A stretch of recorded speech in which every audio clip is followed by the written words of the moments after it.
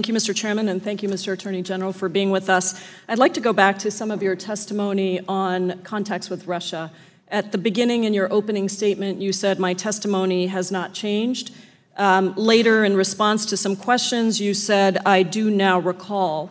And Mr. Attorney General, with all due respect, it's difficult to take your assurances under oath when you seem to change your testimony each time new evidence emerges. And specifically, you denied contact with Russians under oath during your confirmation hearings. That was revealed to be untrue, given multiple meetings with an ambassador. Later, you refined your response to more narrowly focus on discussion of campaign-related matters, but you denied that campaign surrogates communicated with Russian agents. That was revealed to be untrue, given the sworn statement offered by George Papadopoulos. You later again refined your answer, saying that you didn't remember Papadopoulos raising the issue in the March 2016 meeting, but once you remembered the meeting, you then remembered telling Papadopoulos to cease those conversations.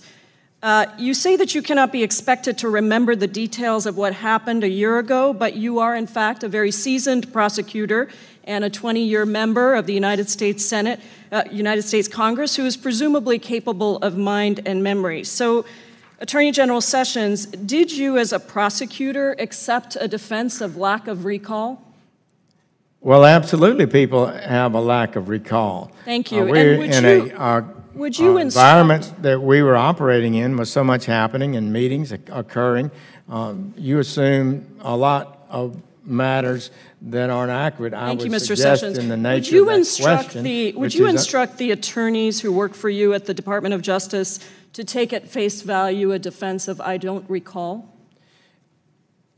If a person says they don't recall and has a justified reason for it, I certainly do.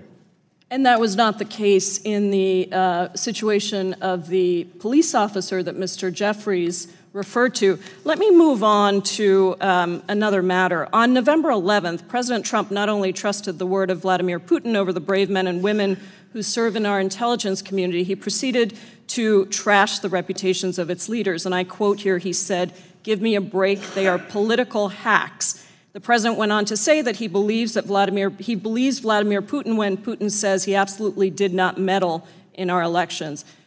Mr. Sessions, do you consider the leaders of our intelligence community, past and present, as political hacks? I would say to you, the president speaks his mind as he chooses. Is that a yes? He also says he accepts yes or no? their position. I'm not asking about I'm the not president, giving Mr. a yes Sessions. or no. I've given you my answer. So you have no opinion on whether they're political hacks or not? I'm saying to you, I respect and value our intelligence community. Great, that's good to hear. And when President Trump said that he believes Vladimir Putin when Putin says he absolutely did not meddle in our election, help me refresh my memory. In January of this year, was it the unanimous opinion of our intelligence community that the Russian government did in fact meddle in our election? I believe an opinion was expressed. That was a yes? I'm not aware of any dissent from that. Okay, and to your knowledge, in the months since, has the intelligence community in any way changed its conclusion? I'm not aware of it. And on October 18th, when testifying before the Senate Judiciary Committee, Senator Sasse asked you if the department had taken adequate action to prevent election meddling in the future. You just said in response to some questions that you do believe this is a danger. Have you requested a review of what laws need to be updated in order to protect our elections from foreign interference? I have not, and would be pleased to work with you to deal with the deficiencies we have. That's great. Congress would have to deal with that, not have to pass the laws. You would want to appoint a special counsel on that issue? Maybe I misunderstood your question. What special counsel? I thought you was asking, should we have laws, new laws, to deal with... Well, I'm asking if you're going to investigate what has happened with the meddling in our elections. Well, that's part of the special prosecutor. Great. It's not. I'm not participating in that. He has Let me move on to for Mr. Miller, because I just have a few seconds here. Considering your prominent role in the Trump campaign, did you work closely with and communicate with Stephen Miller when he worked on the campaign? I worked with him. He'd worked with me previously. Thank you. And did Mr. Miller tell you that he was working on a letter with President Trump which detailed the president's reasons for firing then FBI Director Comey? Mr. Miller is a high government official close to the President of the United States, and I'm not at liberty to reveal the nature of any conversations we may have had. Are you claiming executive privilege? I'm not claiming executive privilege. So I'm following the long-established policies of the Department of Justice.